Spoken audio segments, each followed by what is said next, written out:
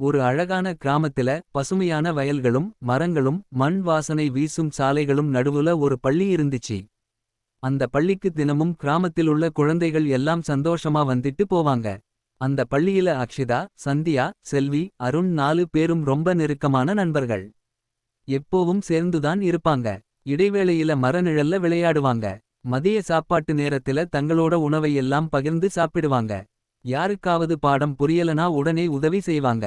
ஒரு நாள் ஆசிரியர் கேட்டாங்க, நம்ம கிராமத்திக்கு நாம என்ன நல்லது பண்ணலாம்னு யோசிங்க. அந்த 4 பேரும் சின்ன சின்ன யோசனை பண்ண ஆரம்பிச்சாங்க. அப்போ தான் கிராமக்குளம் பக்கத்துல ரொம்ப குப்பை கிடக்கிறது ஞாபகம் வந்துச்சு. சிலர் குப்பையை எங்க வேண்டுமானாலும் போட்டுட்டு போயிடுவாங்க. இது சரியில்லை. நம்ம கிராமம் நம்ம பொறுப்பு னு அக்ஷிதா சொன்னாள். அடுத்த நாள் அவங்க வண்ணக் காகிதத்துல குப்பையை இங்க அங்க போடாதீங்க. நம்ம கிராமம் நாம தான் சுத்தமா வைக்கணும் அப்படின்னு எழுதி பலகைகள் வச்சாங்க. அவங்க வீடு வீடாக போய் பெரியவர்களிடம் மெதுவா பேசினாங்க. அண்ணா அக்கா குப்பையை ஒரு இடத்துல சேகரிச்சு வைப்போமான்னு கேட்டாங்க. முதல்ல சில பேர் தான் கவனிச்சாங்க. ஆனா இந்த குழந்தைகள் விடாம முயற்சி பண்ணாங்க.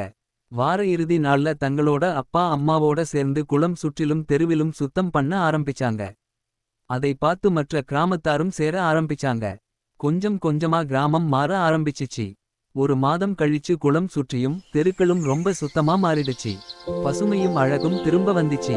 ஆண்டு விழா நாள்ல ஆசிரியர் மேடையில நின்று சொன்னாங்க, இந்த 4 குழந்தைகள் நமக்கு நல்ல முன்னுதாரணம். எல்லாரும் கைத்தட்டினாங்க. அந்த 4 பேரும் சந்தோஷமா ஒருத்தரை ஒருத்தர் பார்த்து சிரிச்சாங்க.